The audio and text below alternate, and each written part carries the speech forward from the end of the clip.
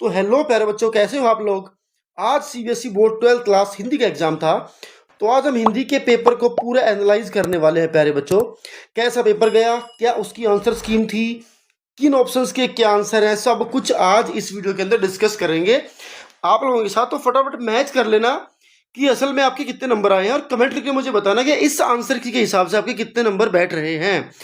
तो चलिए प्यारे बच्चों शुरू करते हैं। तो सबसे पहले दिशा निर्देश आपने अच्छे से पढ़े होंगे, चलिए जी पढ़े होंगे। उसके बाद पहला क्वेश्चन 10 मार्क्स, अपठित बोध, अनसीन पैसेज। ठीक है जी। वर्तमान समय में बालमन किन में उलझा हुआ है? तकनीक के जाल में। साफ साफ आंसर पहले का सी। दूसरे क्वेश्चन में आते हैं। निम्नलिखित कथन तथा कारण को ध्यानपूर्वक पढ़ना है, उचित विकल्प का चयन करना है। कथन क्या है? आभासी दुनिया में रमे बच्चों को बड़ों की सहज सलाह भी स्वीकार्य नहीं है। बिल्कुल सही बात है जी। कारण क्या है? तकनीकी संसाधनों ने बच्चों की मासूमियत के साथ साथ उनके सोचने समझने की शक्ति को भी प्रभावित किया। बिल्कुल सही वजह है जी। तो कथन और कारण दोनों सही है। कथन की सही व्याख्या करता है कारण। चलिए ऑप्शन डी। निम्नलिखित कथनों पर विचार कीजिए। कथन एक, तकनीकी सामग्री से बाल मन भटक रहा है। बिल्कुल सही बात है। तकनीकी सामग्री का बच्चों की मासूमियत पर कोई असर नहीं पड़ता, ये तो स्टेटमेंट गलत है जी। तकनीकी सामग्री के कारण बच्चे कुशाग्र बुद्धि बन रहे हैं, इसको आप एक सेकंड के लिए सही मान भी सकते हो। तकनीकी सामग्री के कारण बच्चों की एक अलग दुनिया बन चुकी है, ये भी वजह बिल्कुल सही है जी। चलो जी, ये चारों कथन में से 3 कथन हमने सही माने, एक हमने गलत माना।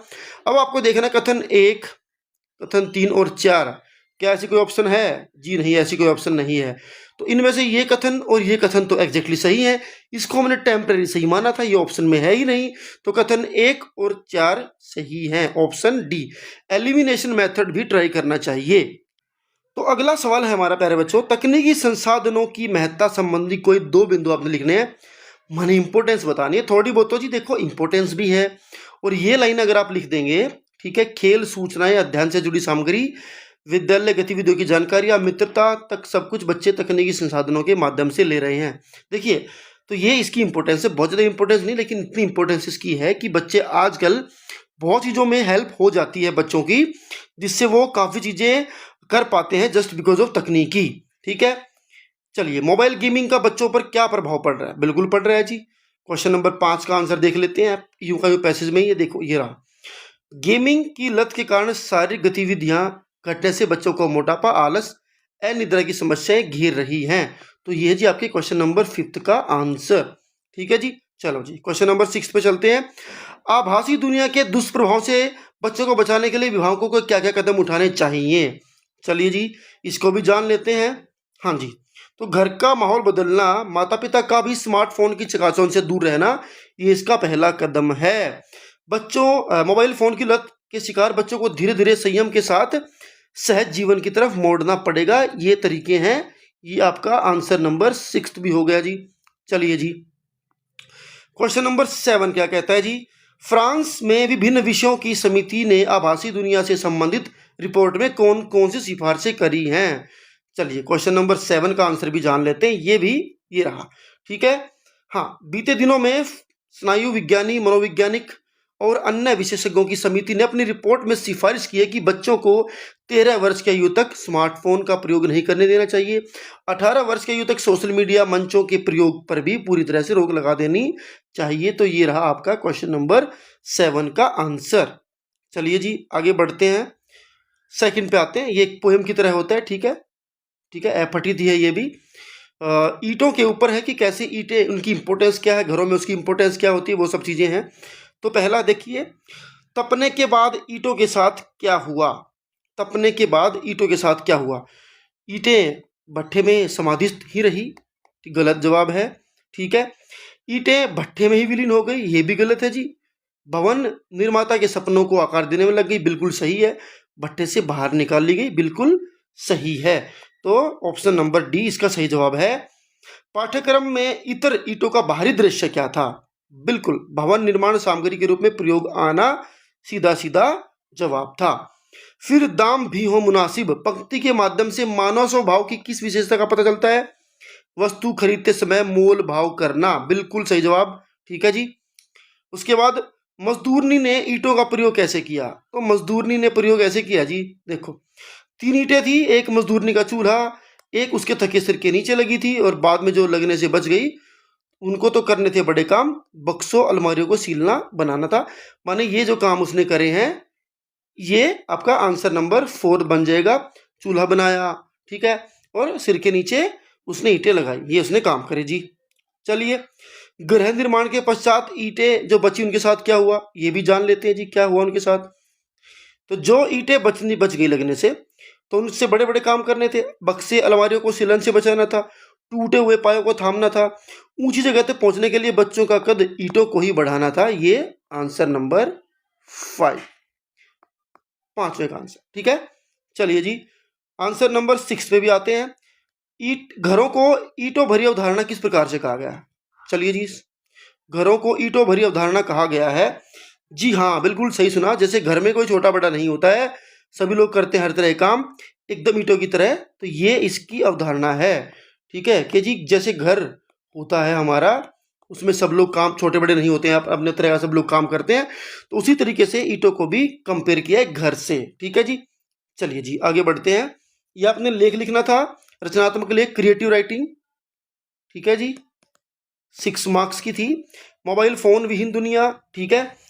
इसको अगर आप लिखते हैं तो आपका जो क्वेश्चन नंबर 1 था उससे भी आपकी हेल्प हो सकती थी।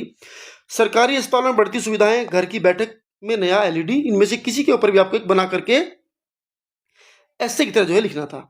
तो ये रहे जी आपके क्वेश्चन, जिसमें आपको 4 क्वेश्चन अटेम्प्ट करने थे, 2-2 नंबर के, ठीक है। चलिए, क्वेश्चन नंबर 5 अभिव्यक्ति के माध्यम से हैं ये सारे के सारे क्वेश्चन। आई होप कि आप करके आए ही होंगे, है ना। चलिए जी, अब आगे बढ़ जाते हैं। अब अगला जो क्वेश्चन समझने लायक आता है, क्वेश्चन नंबर 6 है जी प्यारे, हमारा 5 नंबर का ये स्टैंजा है, ठीक है। बच्चों के लिए कपास किस संदर्भ में इस्तेमाल हुआ है। कोमलता के लिए, बिल्कुल सही जवाब है जी। बच्चे किस तरह दौड़ते हैं, बेसुध होकर के दौड़ते हैं। अगर आप जरा सा भी ध्यान से पढ़े ना, जरा सा भी ध्यान से, तो आपको सब चीजें ध्यान से निकल रही है। देखो, कपास, बेसुध, ठीक है, इधर ही आंसर होते हैं, बस थोड़ा सा टाइम देना होता है। 5 से 7 मिनट अगर आप इसको पढ़ लें प्यारे बच्चों, किसी भी स्टैंजा पैसेज को, और हिंदी देखिए आपकी खुद की भाषा है, तो यहाँ पर चीजें समझना बड़ा आसान है ना। तो आप समझ समझ के करें तो आपको आराम से काम आपका निकल जाता है। बच्चों के बेचैन पैर का प्रतीकार्थ क्या है। उनकी चंचलता, बिल्कुल सही जवाब है जी। उसके बाद क्वेश्चन नंबर 4 क्या बोलता है जी, निम्नलिखित कथन को ध्यानपूर्वक पढ़ना है। बिल्कुल पढ़ेंगे जी, सही विकल्प को चुनना, चुनेंगे जी। कथन क्या कहता है, आसमान में उड़ती पतंग बच्चों की उमंगों का रंग बिरंगा सपना है। बिल्कुल जी, ठीक है। कारण, पतंग ऊंचाइयों की वे हदें हैं जिन्हें बालमन छूना चाहता है और उनके पार जाना चाहता है। बिल्कुल सही बात है जी। तो दोनों की दोनों बातें सही हैं, कथन भी सही है, बिल्कुल सही है, ये इसका कारण भी सही है, बिल्कुल सही है। ऑप्शन नंबर डी इसका सही जवाब बनेगा। बच्चों को छतों के किनारों से गिरने से कौन बचाता है। बच्चों के रोमांचित शरीर का संगीत। क्वेश्चन नंबर 7 आपको यहाँ पर अटेम्प्ट करने थे क्वेश्चन, कोई 2 क्वेश्चन अटेम्प्ट करने थे प्यारे बच्चों, 3-3 नंबर के, ठीक है। 5 से 7 लाइंस में ही आपको क्वेश्चन करने होते हैं, ठीक है। ये बेसिकली शॉर्ट क्वेश्चन होते हैं, जैसे इंग्लिश में भी आपके आते हैं, ठीक वैसे ही हैं, ठीक है। चलिए जी, उसके बाद ये आपको 2-2 नंबर वाले 2 क्वेश्चन अटेम्प्ट करने थे, ये अब आपकी बुक से हैं। क्वेश्चन नंबर 9 पे आते हैं, जो समझने लायक क्वेश्चन है, बाजार वाला क्वेश्चन है, ठीक है। चलिए, बाजार को सार्थकता कौन देता है, जिसे अपनी जरूरतों की का पता हो। बिल्कुल सही जवाब है जी, बिल्कुल सही जवाब क्या है, बाजार को सार्थकता कौन देता है, जिसको पता है क्या खरीदना है क्या नहीं खरीदना है, ठीक है। परचेजिंग पावर का गर्व किन लोगों को होता है। धन के मद में अनावश्यक खरीदारी करने वालों को होता है। जी हाँ, जो बाजार में जाएंगे और बाजार में जाकर के जो चीज नहीं खरीदनी है सब खरीद लेंगे जी, सब कुछ खरीदेंगे। तो ऐसे लोग क्या बताते हैं कि हमारी पीपी बहुत है जी, परचेजिंग पावर, ठीक है।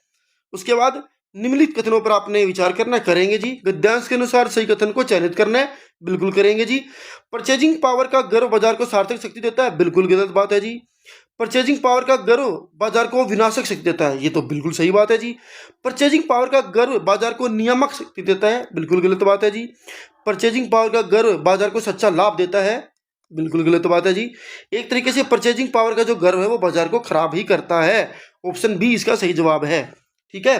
चलिए, वे लोग बाजार का बाजारूपन बढ़ाते हैं। कथन में बाजारूपन का क्या मतलब है। बाजारूपन, चकाचौंध, छल कपट, सार्थकता या सद्व्यवहार। इसका जवाब तो जी छल कपट है, लेकिन कहीं कहीं पर आपको इसका चकाचौंध देखने को मिलेगा। बाजारूपन का मतलब होता है हर चीज का बाजारीकरण कर देना, लेकिन यहाँ पर इस प्रोसेस में क्या काम आता है, छल कपट काम आता है। अब कहीं कहीं पर किसी किसी आंसर की में आपको चकाचौंध भी देखने को मिला, क्योंकि ये भी बाजारूपन है। जो चीज़ सामने वाला खरीदना नहीं चाहता उसको चकाचौंध करके दिखाओ तो भी इंसान लेगा, लेकिन द पॉइंट इज छल कपट। ठीक है, तो ये आपको अपनी बुक में एक बार मैच भी कर लेना। ठीक है, चलिए अंतिम क्वेश्चन पे आते हैं। बाजार के बाजारूपन बढ़ने के परिणामों के विषय में क्या असत्य है जो सही नहीं है? लोगों की आवश्यकता का शोषण होने लगता है तो सही बात है जी। बाजार की सार्थकता समाप्त हो, कपट को बढ़ावा मिलता है तो सही बात है जी। ग्राहकों और बेचक के बीच सद्व्यवहार घटता है, ये भी बात सही है जी। ग्राहक और बेचक दोनों बाजार से सच्चा लाभ उठा, ये गलत बात है जी। ठीक है, दोनों को सच्चा लाभ नहीं मिलता। ग्राहक को तो मिल भी जाएगा क्योंकि बाजारूपन है, सब कुछ बिकेगा। ठीक है, सॉरी, बेचक को तो मिल भी जाएगा लेकिन ग्राहक को नहीं मिलेगा। ठीक है, सॉरी, जो बेचने वाला है, ठीक है, उसको तो लाभ मिलेगा नो डाउट, क्योंकि सब कुछ बिक रहा है, लेकिन जो ग्राहक है उनको लाभ नहीं मिलेगा। तो ये कथन आपका असत्य है, और असत्य ही ढूंढना था हमें, तो ये हमारा सही जवाब है। तो ये थे आपके क्वेश्चन। ये पहलवान की ढोलक में से आया हुआ है, सीरीज के फूल और भक्तिन वाले चैप्टर में से क्वेश्चन आया हुआ है। ठीक है, ऐसे यहाँ पर भी 2-2 नंबर वाले 2 क्वेश्चन हैं। ठीक है जी, काले मेगा और बाजार वाले में से आया हुआ है, और ये आपके 2 लॉन्ग क्वेश्चन हैं। तो आपको कमेंट करके बताना है कि इस तरीके से आपको क्या लगता है, आपका क्या स्कोर रहने वाला। अपना एक गाइड बताना है, मतलब गाइड लगा करके, आइडिया लगा करके क्या स्कोर आपका रहने वाला है वो आपको कमेंट करके बताना है। वीडियो पसंद आई हो तो वीडियो को लाइक करें, शेयर करें, लाइक तो करें, शेयर भी करें, और चैनल को सब्सक्राइब भी करें, क्योंकि आपके लिए सब्सक्राइब करना तो फ्री है, बट इससे हमें जो है बहुत सारा मोटिवेशन मिलता है प्यारे बच्चों। Thank you.